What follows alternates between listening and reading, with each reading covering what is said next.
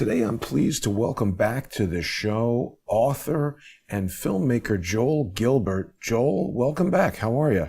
Okay, thanks. Good to see you. Thanks, Jason. It's good to see you as well. It's been some time since we've last spoken. You did a great movie about Michelle Obama. Thankfully, your prediction missed and she did not run. So that was good because I agreed with your assessment. I thought you had a lot of extremely strong evidence. And it's still very important information for people to review, I think. Hopefully people will still go and look at that. You also have got a new movie out now about Al Gore, the climate according to Al Gore, AI Al Gore. We're going to talk about all of that. But I think the thing that's on most people's minds right now that many people never even heard of before Elon Musk started this Department of Government Efficiency is this USAID. And there's a long history of Barack Obama. Most people don't know this history. Why don't you fill us in, Joel? Okay, well, before I jump to that, let's talk quickly about the other Obama. I did make this film we talked about, Michelle Obama 2024, where I looked at her behavior of the last few years, and I saw that she was copying everything that Barack did before he became president. Michelle wrote 2 autobiographies, just like Barack did. Michelle had a voter registration organization, same as Barack did in Chicago. And she was also the keynote speaker for John Kerry, for Joe Biden, as was Barack for John Kerry in 2004. So I think, as most people agree, that Barack was instrumental in removing Biden. With 4 weeks to go till the Democrat convention in Chicago, their hometown, and Michelle was leading in all the polls and the only one leading Trump. I think the plan was to put in Michelle as the nominee, but a very bitter Joe or Jill Biden 30 minutes later tweeted, well, I'm supporting Kamala, and a lot of other Democrats kind of joined in. And Barack and Michelle were the ones that held out for about 10 days and said, no, we want an open convention. So I think a very bitter Joe Biden outmaneuvered the Obamas, and no one was happier with the Trump victory than Joe Biden. When Trump came to the White House, he was thrilled. So I think Biden ultimately got his revenge on Obama for removing him. And of course, onto the USAID, this is the movie I made in 2012, I'm pretty well known for, called Dreams from My Real Father. And in this film, I make the case with a ton of evidence that the Kenyan student, Barack Obama, was not the biological father of Barack Obama. Barack was raised, admittedly, in his own book. He talks about being raised in his best-selling book, Dreams from My Father, about being raised by Frank Marshall Davis. Talks about him throughout the book. Even after Davis dies, Obama goes to New York, he goes to Chicago, where Davis was from. He's always talking about Frank. And I looked up Frank Marshall Davis and saw he'd written a book called Living the Blues. And Davis was one of the original black Bolsheviks, they called them, the black journalists in Chicago that were recruited to the Communist Party, USA. And Davis was a card-carrying member of the Communist Party. Davis was ordered to go to Hawaii by Communist International Comintern in 1948 to start a dock workers strike in Hawaii with the goal of expelling U.S. naval forces from Hawaii. Whoa. And that was before statehood. Wow. And the idea was that they could help with Soviet expansion in Southeast Asia by getting rid of the U.S. naval fleet. So Davis goes to Hawaii. He starts the dock workers strike, which fails after 6 months. Davis stays in Hawaii and becomes a writer for the communist newspaper, the Honolulu Record. And I believe that married Davis had an affair with Obama's mother, Ann Dunham, was an 18-year-old that just arrived in the island, who was very angry about going to Hawaii. She wanted to stay in Seattle and go to the University of Washington like all her friends were going. And I think she went through a rebellion, and part of it was having this affair with Frank Marshall Davis. She gets pregnant. There were very few black people in Hawaii at the time, and I think Obama's grandfather recruited this Kenyan student named Barack Obama, who was married in Kenya with 2 children, to pretend to have been the father of this child. Barack absolutely lied in his memoir, Dreams from My Father, claiming that when he was 2 years old, his father got a scholarship to Harvard, and then he went to Harvard, and that's what broke up the family. It's proven to be completely false. When Barack was 2 months old, his parents gave in to their daughter who was rebelling and let her go back to the University of Washington. At 2 months old, Barack was living in Seattle. There was no Obama family. There's no evidence of a marriage. More importantly, Obama is then raised by Frank Marshall Davis when he gets back from Indonesia. And that's when I first became aware of and learning about USAID, USAID, because Barack's mother worked for USAID in Indonesia and in Lahore, Pakistan. And Barack was very aware of it. I learned all about it and what they did. About 10% of all the money of the USAID has goes to support actual good causes in the third world, like, building sewage pipes and planting vegetables and things like that. 90% of the budget goes to political subversive groups, NGOs, starting revolutions in third world countries, paying off people. So it's one big scam under the guise of this 10% that supposedly goes to help people. Now, what made it even more interesting is I did a lot of research on Barack Obama's attendance at Columbia University, which there's some mystery over that. In Barack's book, he claims that he was in a transfer program that transferred him from Occidental to Columbia when he was a junior, and he was at Columbia for 2 years. Now, I researched it, and first of all, I found out there's no such thing as a transfer program. No university in the country has a transfer program where they try to get rid of their students and send them somewhere else. It doesn't exist. They want to bring students in, get more money. Yeah, you don't want to lose your students that are paying money, and not have any juniors to fill your junior class because you sent them somewhere else. So that was completely made up. So I talked to Obama's professors at Occidental, and Obama apparently was in the International Studies program. And what I found out is in his junior year at Occidental, when he should have been starting his junior year, he did not go to Columbia. He went to Pakistan, where his mother was located, working for USAID. And Obama did an independent study program in Pakistan for 6 months. Then he came back to Columbia, where he lived with another student for 6 months, where he simply wrote about his experience in Pakistan to get credit. Then in his senior year at Columbia, Barack takes only freshman courses. That's why no one ever met him or saw him in the political science department. He was taking freshman courses to fill out his requirement to graduate from Columbia. He got credit for everything else, but not those freshman requirements.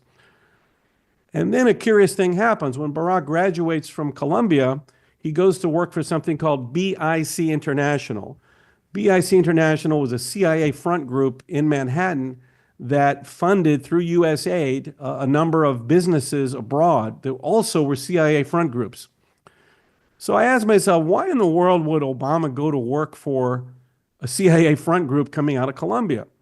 And the answer was pretty clear, which I went on to research, and that was I suspected that Obama got a Ford Foundation scholarship to go to Columbia through his connections with his mother through USAID. USAID funded the Ford Foundation. So what I did is I called up Peter Geithner. Now, Peter Geithner's son, Timothy Geithner, was Obama's press secretary, coincidentally, not coincidentally. Peter Geithner his father was the head of the Ford Foundation in Asia and based in Hong Kong, and he actually knew Obama's mother and met Obama in Indonesia when he was about 6 years old. So I called Peter Geithner and talked to him, and I said, I have a suspicion. I'm wondering, did Obama get a Ford Foundation scholarship to Columbia? Because I knew that these foundations, what they do is they discharge your scholarship. They forgive the scholarship money if you work for one of their related organizations for 1 year when you get out of college. So that told me, like, why in the world would Obama work for CIA front group? It's because he was trying to discharge his loan, his student loan. So sure Huh. enough, Peter Geithner, he says, yeah, I think I remember that. Obama got a Wow. Ford Foundation scholarship. Holy Now, cow. yeah, now it would have been illegal, and I'll tell you why, because the Ford Foundation has very strict rules about nepotism. You cannot get a scholarship if your parent works for, had anything to do with, or any Hmm. relation to the Ford Foundation. They're very, very strict. So Obama got away with it because he used the last name Obama, and his mother used the last name Soetoro, and Soetoro.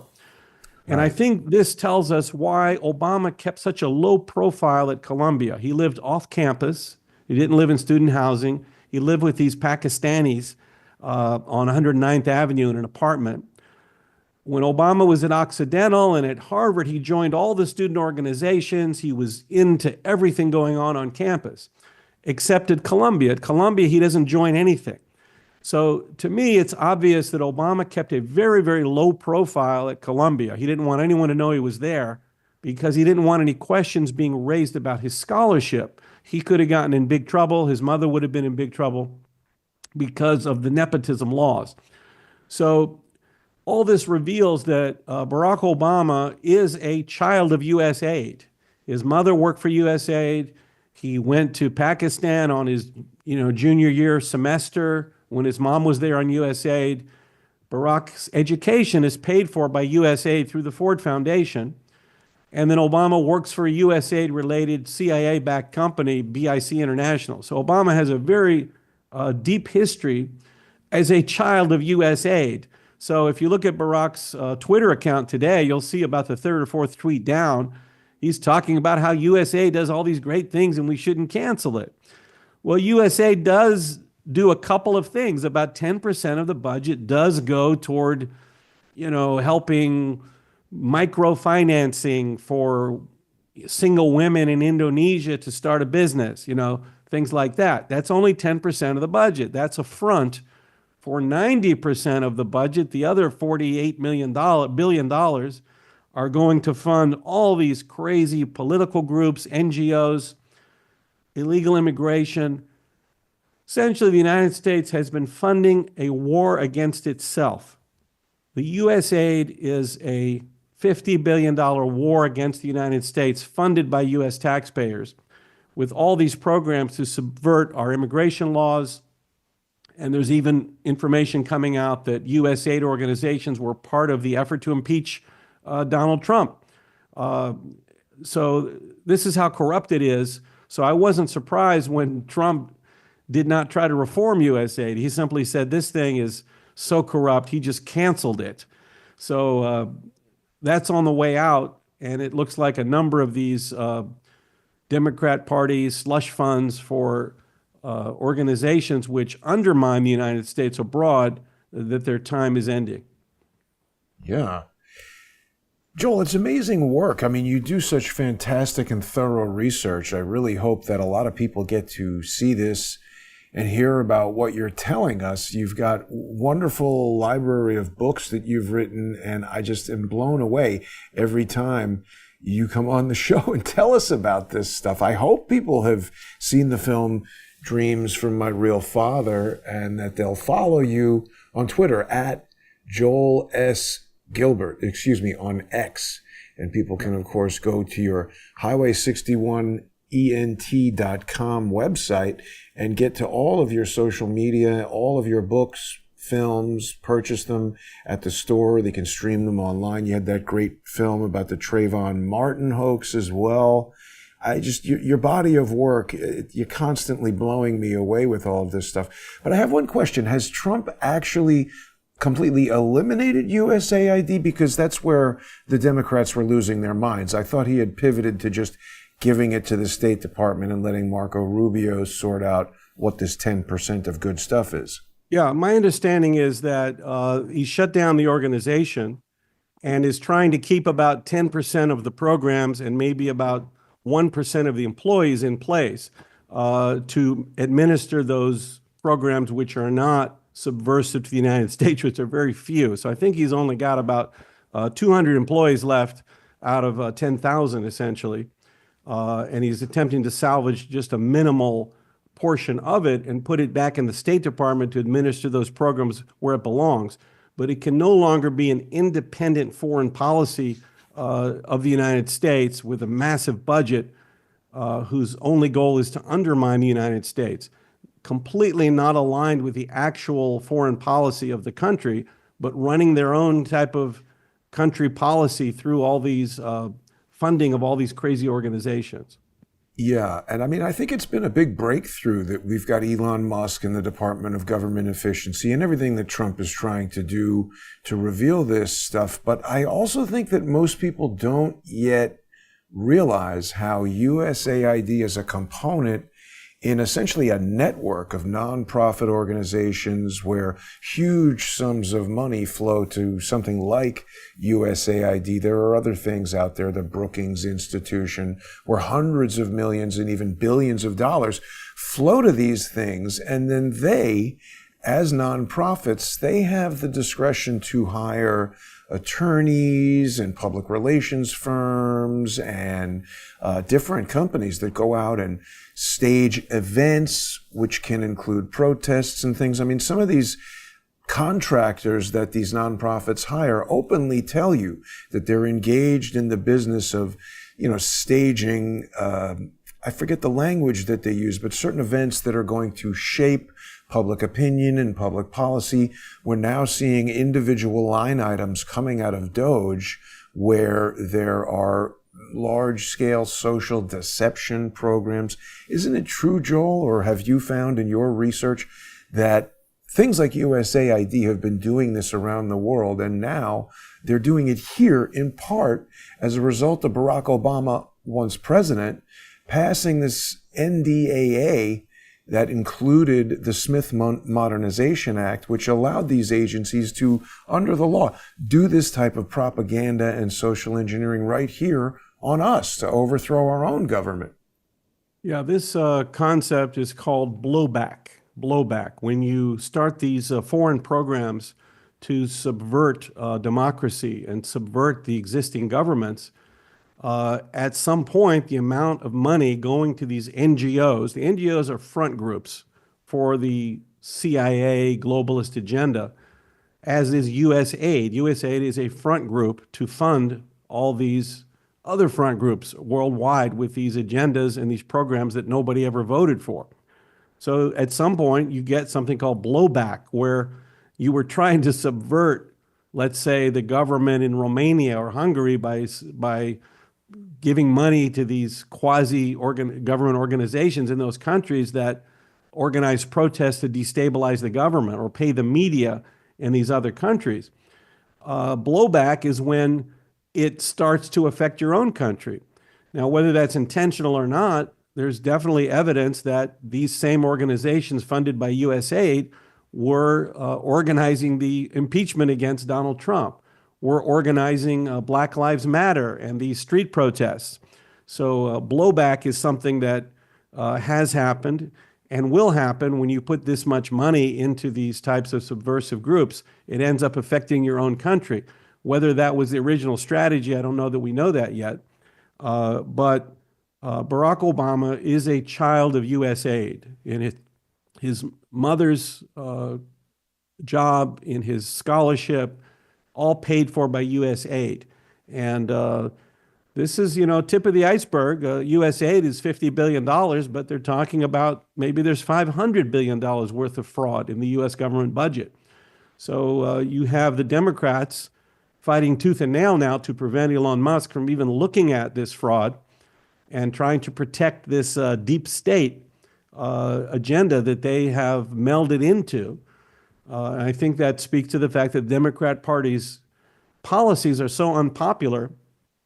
Very few people support open borders. Very few people support transgenderism in schools. Very few people support open borders, illegal aliens, you name it. And so they're looking for other ways to keep power. And one of them has been to align themselves with these deep state interests. And now they are trying to protect them in the face of an onslaught of revelation and sunlight by Donald Trump and Elon Musk. Yeah, I mean, they just go directly to personal attacks, even of Elon Musk's 4-year-old son, rather than talk about the facts of what he's revealing. You brought out some other details which were publicly known, but amazingly, most people still don't know.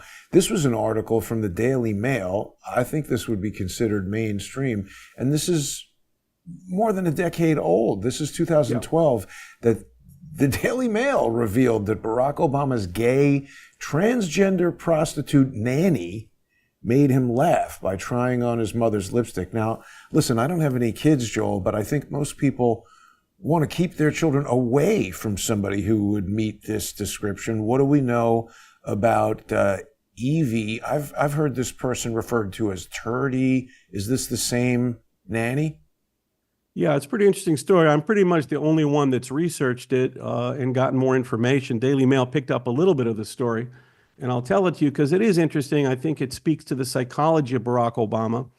When you look at Barack Obama and kind of look at his eyes, to me, he looks like a person who has suffered a great deal and has been kind of damaged. If you just look at him, there's something strange about the way he looks, and I'll tell you this background story that might explain it, and it also might explain a lot of his politics.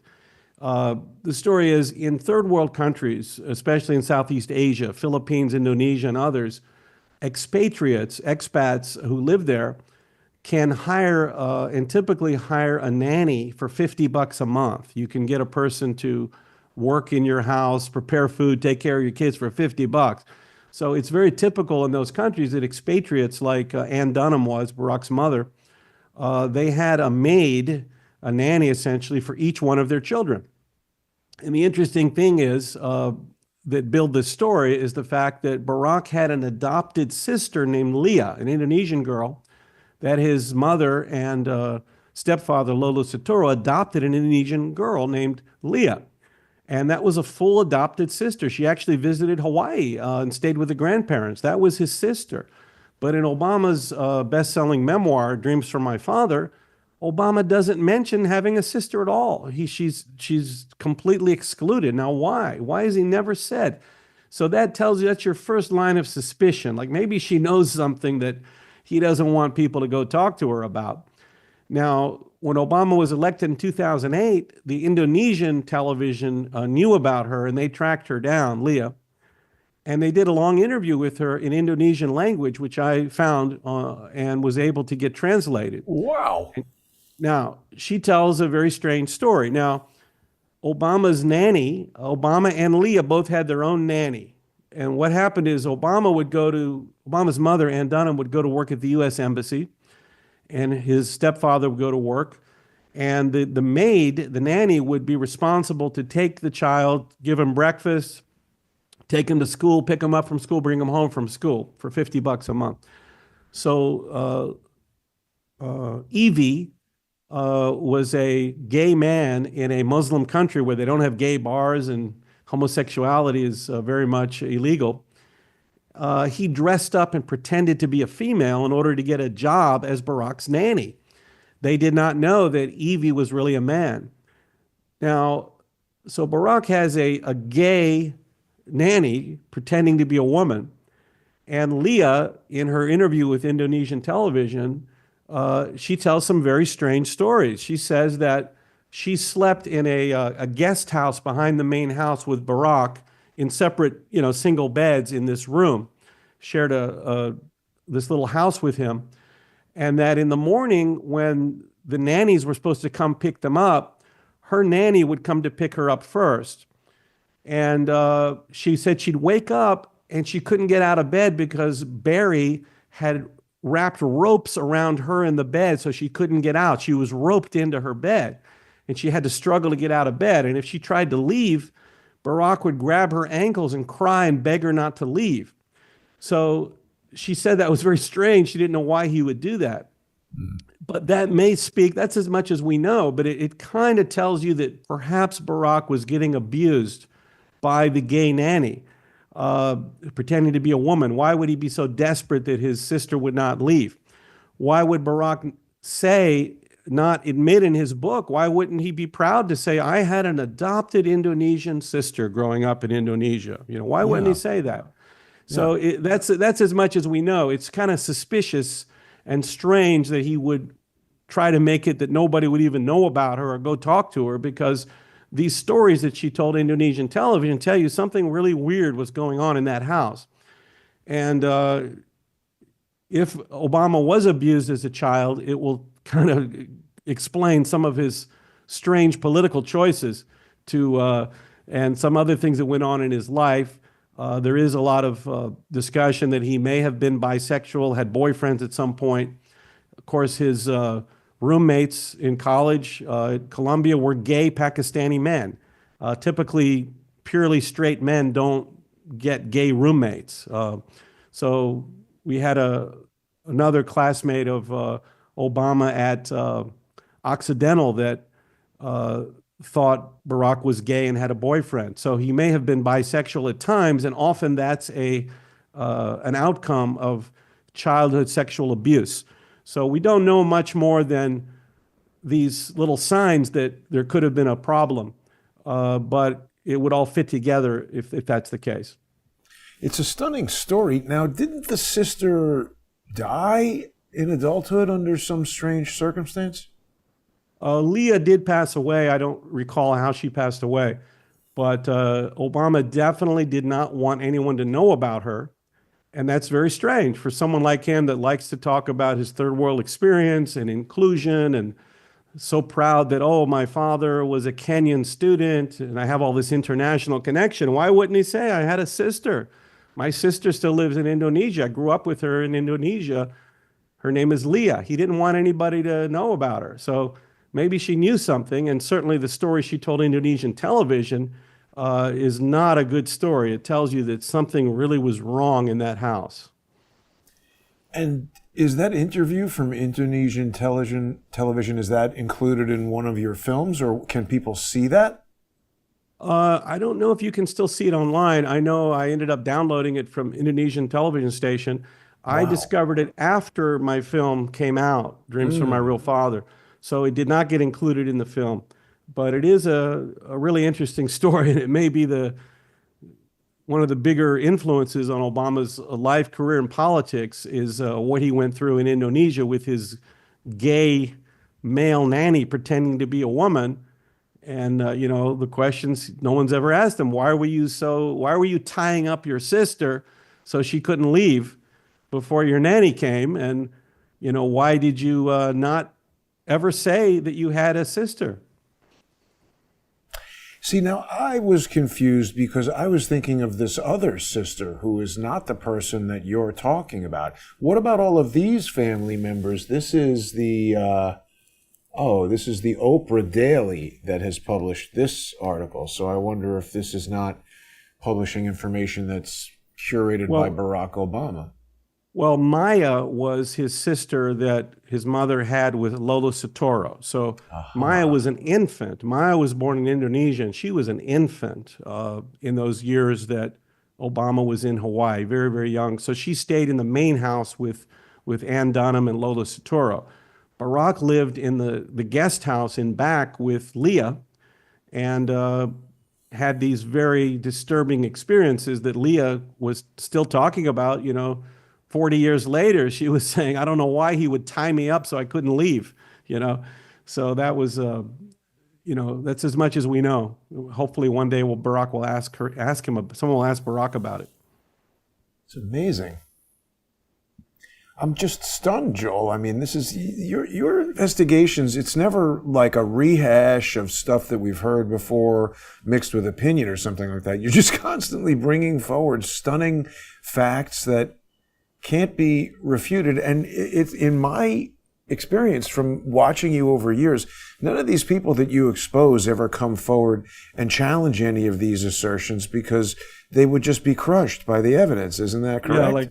Yeah, for example, my film, The Trayvon Hoax, I showed definitive evidence that Benjamin Crump and the Martin family had met and interviewed Trayvon's real girlfriend named Diamond Eugene. They met her at her house. They spoke to her mother. They interviewed her.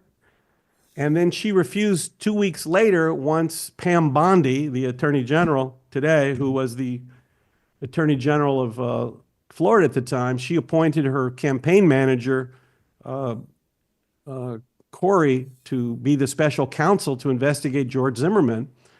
And she sent her prosecutors, De La Rionda and others, to go interview Diamond Eugene. Crump said she's 16 years old. She's a minor. Okay. He'd already interviewed her. Trayvon's mother, Sabrina, met her and her mother and at the address which we have. And they go down to interview Diamond Eugene, and they're told that to go to a different house. They go to a different house where Rachel Jeantel appears, 18 years old, 200 pounds heavier than Trayvon, not 16. And she says, Diamond Eugene's my nickname. I'm Diamond Eugene.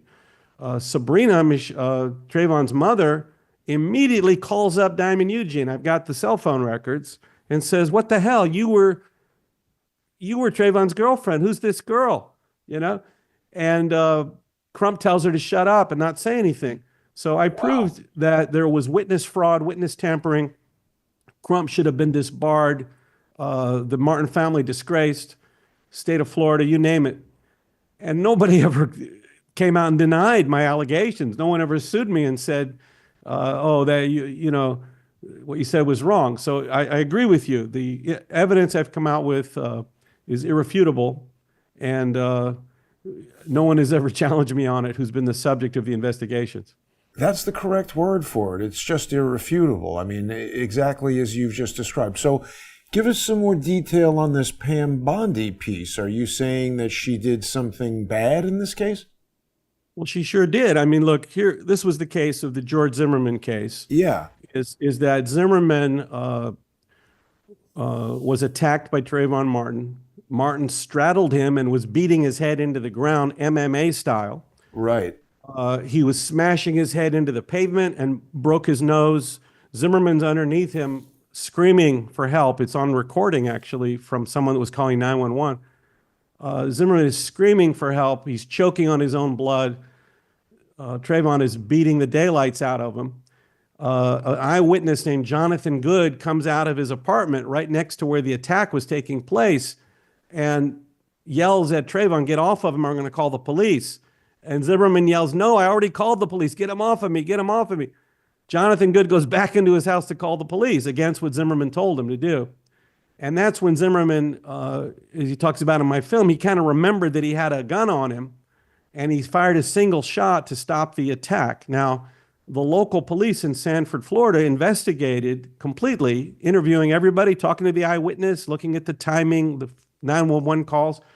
They said, this is a pure case of self-defense. It's over. See you later. Self-defense. The guy was screaming for help. He's got injuries. He's got his broken nose. He's swallowing his blood. He's getting his head bashed in. And it's a classic self-defense case. See you later. That's when Ben Crump got involved. And he'd done that once before in Florida, where he put up these public protests, and he was able to shake down the homeowners association for millions of dollars. So that was the initial interest, was the Martin family wanted to shake down the homeowners association because Zimmerman had been on a homeowners watch group, and they felt we can shake down the insurance company for a few $1,000,000. Now, Crump was a friend of Al Sharpton, and he kind of got him involved, and that's when the Obama administration saw it as a great opportunity. They said, ooh, Barack is up for re-election in 6 months. Black people are not coming out to vote for him again because everything got worse. He didn't do anything for the black community. So maybe we can inflame the black community with a false claim that white people are going to shoot you down at any minute because of your skin color, and they'll come out and vote for me. So Obama gets involved. He says, if I had a son, he'd look like Trayvon. FBI gets involved. Crump and Sharpton start these street protests. So it goes, the local DA in Sanford sent it up to the county DA, who also investigated and said, this is a pure case of self-defense. There's no case here at all. The street protests and the FBI are insisting it be investigated. Crump is screaming, "We just want an arrest. We just want an arrest," because you need an arrest to shake down the homeowners association. That's when Crump interviews Diamond Eugene, and he does it by phone the second time, and he has a digital recorder, and he puts it up to the press conference, and he plays Diamond Eugene. Her voice is very distinct. She doesn't sound anything like Rachel Jeantel. And she says a couple of things that really don't mean anything. And Crump says, "We got all the evidence now, arrest George Zimmerman." And that's when it went up to Pam Bondi because of the street protest. She was the California AG. Now, she should have done like the Missouri Attorney General did at some point and just said, "Let's take it to the grand jury and look at the evidence." Or, "No, this is self-defense. We're not going to be bullied into arresting someone who's innocent." Instead, she caved into the mob. She caved into the mob and said, "Okay, I'm going to appoint Angela Corey, my campaign manager, as a special counsel to look into this." So that was a huge failure of Pam Bondi. If she had stood strong and not caved into the street mob, there would be no Black Lives Matter. There never would have been George Floyd. So her weakness definitely caused this whole movement to come out. Now, she couldn't have known at the time that that's what would happen, but she definitely displayed weakness of character and of her job in appointing a special counsel after Zimmerman had been exonerated. And then, as I show in my film, The Trayvon Hoax, they went on to try to interview Diamond Eugene, but she didn't want to lie to the police. So that's when they got the fake witness, Rachel Jeantel, to pretend to be Trayvon's girlfriend, 2 years older, didn't even attend school because she was in a special needs program. She had learning disabilities. She was 18 years old, 200 pounds heavier than Trayvon. And she said, yeah, I was talking to him on the phone and I heard some things that contradict the eyewitness. So the Florida prosecutors, they said, well, let's arrest Zimmerman based on what Rachel Jeantel said, even though the eyewitness said the opposite. So that's how Zimmerman was railroaded into court for this trial. And of course, he was exonerated because all the evidence showed that he was acting in self-defense. And then the Black Lives Matter. But it destroyed his life. I mean, he was still today. The more important, Black Lives Matter political movement then was rose up based on that case. Wow. It's amazing, Joel. I think most people don't know that. And, going back to your USAID research, look at this. Back in 2012, when Obama said, if I had a son, he'd look like Trayvon, Politico is writing about this. Obviously, everybody would have been writing about it, but, they're amplifying it. And we've learned now that they've received millions of dollars from USAID. So we're starting to get a picture of how the types of things that you're describing, destroying people's lives, starting political movements that throw the entire country into upheaval, we can see how those things are supported by news outlets and financial contributions from deep state turds like USAID. So just back to Pam Bondi for a second, are you concerned that she's now the United States Attorney General and what's going on here in New York with Eric Adams? Sounds a lot like what you're describing, a political dust-up that's being manipulated in the courts, and Pam Bondi's back in the center of it. Well, yes, I am very concerned about Pam Bondi because in a critical moment when she should have used common sense and simply said, no, this has been investigated completely on several levels. Zimmerman acted in self-defense. We're not going to get a special counsel. We're not going to prosecute an innocent person. That's when she could have stood up as a principled person, but she caved into the mob.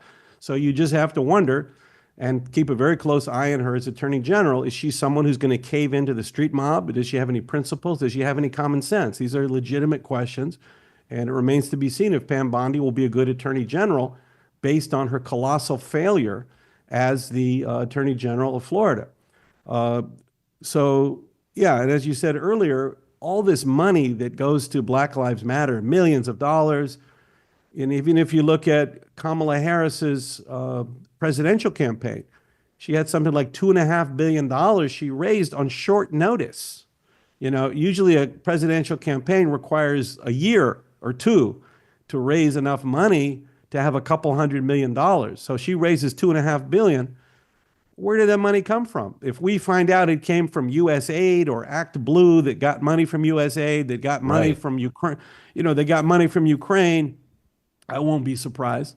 All these leftist organizations are very well funded, and no one really knows who the hell is paying for it because nobody agrees with it. So there has been a war against the United States that I think has been funded by U.S. taxpayers through USAID, who then gives the money to these radical groups. Unwittingly funded by U.S. taxpayers. Let me play you a little segment here from a press conference Pam Bondi held just 2 nights ago, I think. So I'm saying here on X that this was a bad stumble right out of the gate because she showed up with all this tough talk saying we've filed charges against Letitia James and Kathy Hochul. That's absolutely incorrect. They filed a civil lawsuit against them. Charges would be criminal charges against them as individuals that would carry a lot of jeopardy. These civil charges are going to be defended by lawyers for the state, and New York taxpayers are going to pay for that. This was the really explosive moment. Let's listen to this. I wanted to ask about Mayor Eric Yes. Adams' case. As of at least a few moments ago, SDNY still has not dropped that case. Have you or other DOJ leadership spoken to the acting U.S. attorney in SDNY since the memo was sent earlier this week? And what will you do if she refuses to drop the case? I have not spoken to her. I know our acting DAG, Emil Bove, has spoken to her, and Chad Mizell may have spoken to her, but that case should be dropped. It was done at the directive of Emil, so that case should be dropped. I did not know that it had not been dropped yet, but I will certainly look into that. And I wanted Do you find that shocking that she didn't know that the criminal charges, the historic criminal indictment, first time ever that a New York City mayor was indicted, and she doesn't even know that there's insubordination within her department? And now, since this press conference, we've had the acting U.S. attorney for the Southern District of New York resign over this. The case is still active. It hasn't been dropped yet. It seems like another Pam Bondi disaster waiting to happen. Well, I don't find it too suspicious because it does take time for attorneys to draft dismissal papers, and then those have to be filed with the court. Then they have to get to the judge to be dismissed. It can take weeks for that. That doesn't totally surprise me. But again, all eyes on Pam Bondi, because typically you do get attorney general if you've had a successful record as a state attorney general. Pam Bondi's record is a colossal failure that led to the Black Lives Matter movement because she appointed a special counsel to look into an innocent person. That special counsel then got a fake witness. So what was she doing? Why wasn't she paying attention to her own case? So we've got someone who has a terrible record in Florida that no one has talked about. So we do need to pay attention to what she's doing. And is she going to be someone who just caves into the street mob like she did before? Yeah. I mean, I realize you're not an attorney, so I don't want to drill, and I'm not either, obviously, so I don't want to drill down too much into technical legal details, but you know so much about the case. Was it at all unusual? Like, why do we have a special counsel being appointed in that Trayvon Martin case? I thought a special counsel is only appointed when we need to investigate someone who's normally in charge of prosecutors, so that we have somebody independent. Why did she appoint a special counsel? That seems unusual. Well, the special counsel was appointed by Pam Bondi as a way of not having to make a decision and not having to take responsibility. If she wanted to take responsibility and do her job, she would have looked at the fact that there's been 2 full investigations on Zimmerman for weeks. They completely exonerated him with eyewitnesses, with phone calls.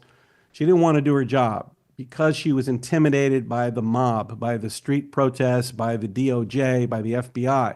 So in order not to have to make a decision or take a stand, she appointed a special counsel. It's a way of avoiding doing your job. Let somebody else take the responsibility for it.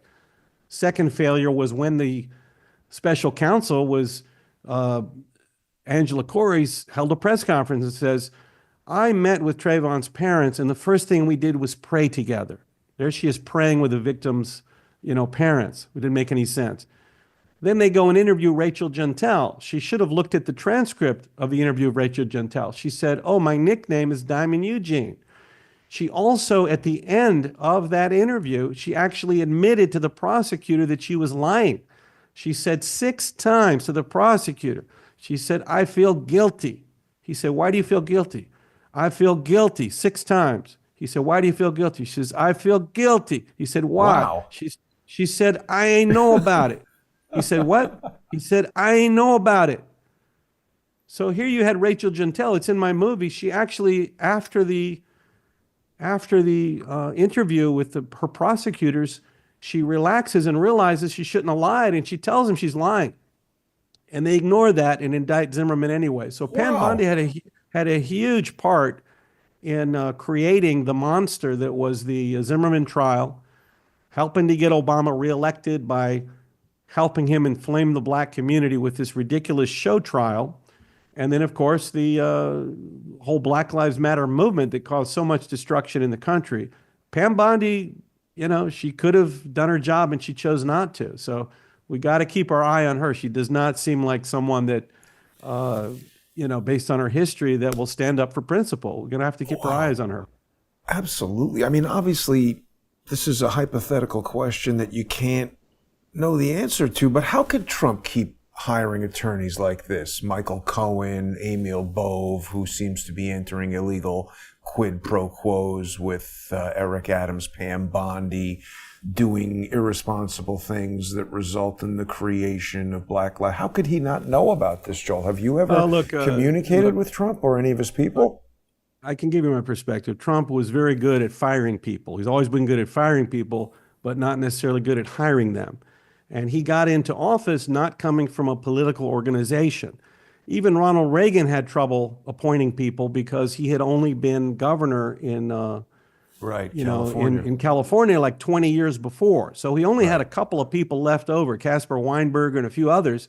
And it was George Bush that kind of appointed all his people to the Reagan administration that wormed their way in, that kind of controlled Reagan for almost 1 or 2 terms, because Reagan didn't have people. So the problem that Trump encountered in his first term is he really didn't have any organization of people. He had friends that worked for Fox News. He knew a few people from watching talk shows. So he really didn't have a group of people to rely on to appoint. So he had to rely on recommendations. For instance, Chris Wray, FBI director, was recommended by Chris Christie. Everybody came to Trump with a recommendation and said, "I think you should hire, this guy." So what could Trump do? He had to appoint like thousands of people on short notice. So he said, well, if my friend is recommending this guy, maybe he's okay. So that's how he got into appointing all these terrible appointments and having to fire them later. Now, for the second term, Trump 2.0, Trump has garnered and gathered a large group of MAGA loyalists over these 4 years of the Biden disaster. And from the get-go, you can see that he learned his lesson. He's appointing them all to positions within his administration that he knows they'll be loyal to him and the agenda. Now, Pam Bondi, I think, is kind of the exception, because I don't think he understood what she did in the Trayvon Martin case. Now, she did join America First Legal with what's his name? Stephen Miller. With Stephen Miller. And she did defend Trump in the first impeachment. Right. So he had some experience with her that maybe she's come around to be more MAGA loyalist. But when the chips were on the table, when she was actually the attorney general, she failed very badly. I don't know to what extent Trump is aware of that colossal failure. Wow. And in our last couple of minutes, I'll ask you your opinion again. Matt Gaetz withdrew. Yeah. What do you think? I mean, we haven't really ever seen him in a large, I guess he was a prosecutor, but that was a local prosecutor somewhere in Florida. I don't know too much about his history as an attorney. He's certainly a strong-willed guy. How do you feel about Matt Gaetz' withdrawal? I mean, would he have been a better attorney general in your view? Well, the appointment of Matt Gaetz, designation by Matt Gaetz from Trump as attorney general, was the first signal that Trump was very serious about taking control of the Department of Justice. Because in his first term, the media and the Democrats would scream, the Department of Justice has to be independent. You can never listen to the president. You only have to be completely independent. Trump hands off of the DOJ. And he largely caved into that hysteria that he shouldn't have anything to do with the Department of Justice. So by not taking control of the Department of Justice like the Democrats do every time, the Department of Justice was weaponized against his administration and his presidency with the Russia hoax, with all these investigations, and they kept Trump on the sidelines of his own administration through taking over the Department of Justice. So certainly by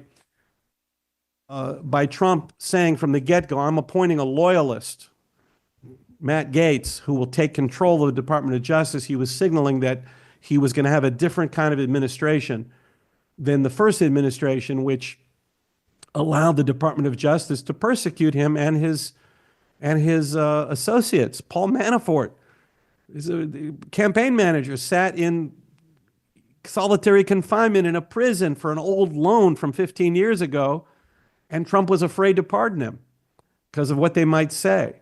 Roger Stone, persecuted for, he testified before Congress, J6 committee for like 12 hours, and they said in this 12 hours and these hundreds of questions, 2 or 3 of the questions he didn't give the right answer.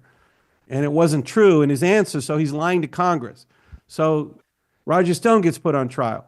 So Trump was very timid and intimidated by the DOJ, by the Democrats, by the media. So the very appointment of Matt Gaetz from the get-go, even though he didn't stick around, showed that Trump had a different approach and a different agenda, which would not allow the media and the Democrats to run his administration. I'm a little concerned about some of his decisions, though. I don't know if you've seen this yet, but this is the letter that was sent from resigning acting U.S. Attorney Danielle Sassoon to Pam Bondi, in which she describes what seems to me criminal behavior by Emil Bove, ordering her to drop this case, despite the fact that there's strong evidence, multiple witnesses. The case hasn't been dropped yet, by the way. It's not a matter of the time it would take to draft a motion for voluntary withdrawal under Rule 48A. It's that they're refusing to do it, and now half a dozen people have resigned over this. So the case still hasn't been dropped, although there are new filings that are going on the docket there. We're going to see what happens with this super twisted case. We've got Eric Adams appearing this morning with Tom Homan saying that he's agreeing to assist, allow ICE into Rikers Island and things like that. I think the component of this that people don't understand is that when a criminal gets arrested on the street for selling drugs or whatever, they've got the right to not incriminate themselves and not testify and not say anything. They can choose to do that. A plea arrangement is made with a low-level criminal like that, where they say, hey, look, we're not going to put you in jail for selling $100 worth of cocaine if you testify against the bigger criminals who are doing these crimes, because the person has discretion to not incriminate themselves by saying these things. In the case of the mayor of New York City, he does not have the same discretion in failing to abide by or to enforce federal law. So making a plea agreement with the mayor of the city of New York to get him to abide by the laws of the government and assist federal agencies, it's just not straight pool. There's something very screwy going on in this deal with Emil Bove, who previously was also Donald Trump's personal attorney. This is such a ticking time bomb for Donald Trump. I think the only thing that they can do here is to drop this bid to close the case and carry on with the prosecution of Eric Adams. Otherwise, I think this is going to spiral into a disaster for Donald Trump, perhaps on the order of what you're describing with Pam Bondi's failure to properly dismiss the case against George Zimmerman. We got a disaster brewing here, I think, Joel. We're almost out of time. If there's anything else that we haven't covered, please let us know. Well, there's my film, The Climate According to AI Al Gore. What's AI about Al Gore? Hold it up. What it is I actually was an intern for Al Gore when I was a student. When I was a student in Washington, he was a conservative U.S. senator from Tennessee. Wow. And I was his student intern. So I kind of got to know him a little bit. And what I did is I researched Al Gore's claims about the climate because nobody really said, wait a minute, Al Gore is the godfather. He's the one that brought this in 1992. He came up with this theory about carbon dioxide in his book, Earth in the Balance. He said there's too much carbon dioxide, we're all going to die, the Earth is going to be flooded. And he admitted he was no scientist. He said, I'm no scientist, but I got this off of my Harvard professor in 1969. I took a course at Harvard. So trust me on this. So I decided to look up his Harvard professor, Roger Revelle. I went to the University of California, San Diego, and I found out the course that Gore took, he's referring to, was in human populations. It had nothing to do with the climate. And I looked at his professor's writings for 30 years, and he completely disagreed with everything Gore was saying about carbon dioxide. So then I said, well, where did Gore get this from? And I looked at Gore's attendance at divinity school. He went to divinity school in 1971 to get out of the Vietnam War, get out of serving. And he had their radical environmental professors. And they had required reading of this book from the 40s called Our Plundered Planet.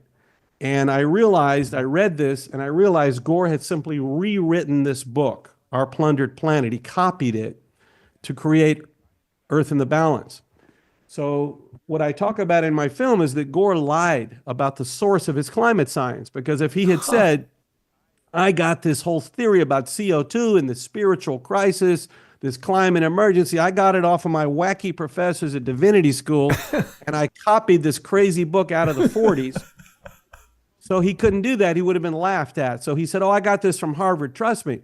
Now, he actually got caught on this in 1992 when he was debating Dan Quayle. They caught him. They said, hey, your professor does not agree with anything you're saying in your book. And Gore, in response, he lies and says, oh, no, he was misquoted. So what I did is I emailed Al Gore, and he should have remembered me because I work with him. I actually ran into him at the Nashville airport a few years ago, and we were both flying on Southwest Airlines to L.A., and he was standing right next to me in the line. I said, Senator Gore, how are you? You remember me? He said, oh, yeah, we had a nice talk. He's a very nice guy. And we sat together on the plane. So he knows me. So he doesn't respond to my email. I emailed him, and it's in the movie. I said, I've researched your Harvard professor, and I want to talk to you about your climate science. Now, that's probably the last thing he wanted to hear from anybody. Yeah. So he doesn't respond. So I realized today you can actually take a 5-minute video of someone and take their voice sample and recreate them talking. So that's what I did. I made an AI version of Al Gore. There he is. And he talks and says, we have an honest interview. The whole movie is an honest interview where he tells all the truth about his life history, about where he got his climate science from, and he tells the truth about climate science. So that's a lot of fun. The movie's a lot of fun, and you learn a lot about the real story of the climate hoax. I see. And so that's why it's AI Al Gore, because it's not an actual video call, but it's a creative way of interacting with sort of an effigy of Al Gore. Correct. That's interesting. Correct. Joel, you're always up to such incredible research, interesting films, incredible insights. I really appreciate you taking the time to speak with us today. Okay, thanks for having me, and I'll see you for my next film. Absolutely. We'll be in touch for sure. And don't forget, people can sponsor Crowdsource the Truth by going to odyssey.com/@crowdsourcethetruth, crowdsourcethetruth.substack.com, or subscribestar.com, or patreon.com/crowdsourcethetruth. Check out Joel's movies, his amazing research, and thanks for tuning in, everybody.